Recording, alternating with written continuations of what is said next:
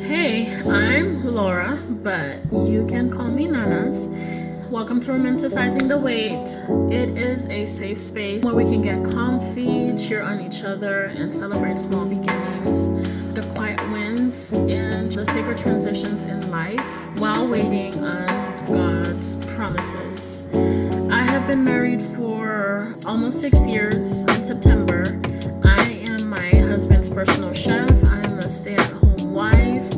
I studied culinary arts. I have been a flight attendant. I did a little bit of nursing and phlebotomy. But after I got married, while we were trying to conceive, this is when I had the biggest surprise of my life and found out that I have PCOS, and later on came insulin resistance and sleep apnea. I have experienced 3 miscarriages. I am actually going through one right now, and I'm still waiting on my rainbow baby. This journey has been very difficult, one that sometimes I don't even have the word to express, how it is.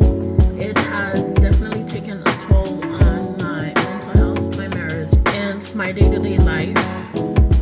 And there has been a moment in time that throughout the entire journey that I have lost myself.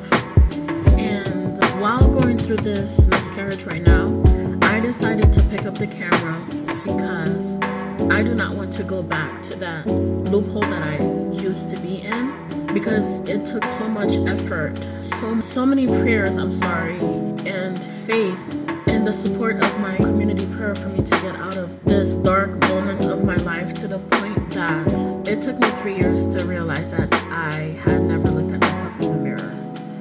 Now, I'm not doing this because I want people to pay me. I am doing this for my mental health, and I'm also doing this to let somebody else out there that is going through what I'm going through, that they're not alone, that there is somebody that is willing to listen to them, and that is even willing to sit down in the silence with them if that is the only support that they need. And if my story also can make you forget about yours for a little bit, I think that I have reached a goal, and I have reached the point of why I have opened this account, this page, and the reason why I choose to pick up the camera as a form of therapy, and also of tracking of an infertility journey moving forward. I am just now, then making peace with my body, and then it is such a bummer, and it is very frustrating that this happened. And last night I just sat down for a good amount, from I would say 10 o'clock at night till 3 o'clock in the morning, just constantly repeating the promises of the Lord, and actually repeating how He is faithful, because the enemy was truly playing with my mind, to the point that the one thing that I had told God when I went to the clinic, and then they told me that the pregnancy was no longer viable, and the bleeding that I was experiencing was the loss. I remember the one thing that I told God, I was like, please, Lord, my faith, I cannot lose my faith, because if I lose it, I'm going to go back to where I was. And I'm still rediscovering who I am in Christ. And that is the only shift, honestly, that is bringing me some internal peace, to make me understand that I am not broken, that it is not my fault, and to remove this guilt that I feel. And I wanted to offer you these words as well, that you're not broken, it is not your fault, and there's no reason why you should guilt yourself. And I understand that you want your body to do something, and it is just not doing it. It is frustrating, I get it, and you're not alone. And if these words can offer any type of comfort to you, and I really do, that it holds, and I'm happy to bring them to you. Now, this is the very first time that I'm opening about my infertility journey, not only to the world, but I guess some of my family members, even including my mother, will find out about it. Please, by any means, she is not a bad mother. I'm really close to her, but there are certain things that always leave you puzzled, and you just shut down about it, and you feel like nobody will understand you. And that was my main issue. And from time to time, and as time went by, I drifted away, and I had lost myself. And it's been very difficult for me to even open about everything. And this time I'm not trying to gatekeep anything, because I really think that I need the support, and I just don't want to go back where I was. I I don't think my marriage can take it, and I don't even think that it is fair to my spouse as much as it is not fair to me.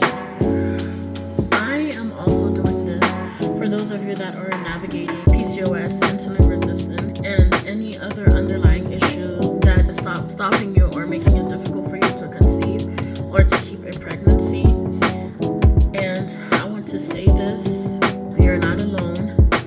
And also, I am doing this to bring awareness to a family member, to a loved one, a friend. Hopefully that throughout this journey and me vlogging and telling you my story, they can understand you as well and possibly stop asking that question that we all hate. With all due respect, I don't think you want that child more than I want it. I don't think you want that child more than my spouse wants it. Sometimes I would even come up with the lie and say that we're not ready to have kids, only because it's just so much. And it is such an uncomfortable question, basically. It is an uncomfortable subject whatsoever. It's just uncomfortable, point period. And, not ask that question, and please don't even stare at us because we know when that question is coming, and you know when it's coming, and probably this is why you don't see us anymore at your events. Here it is.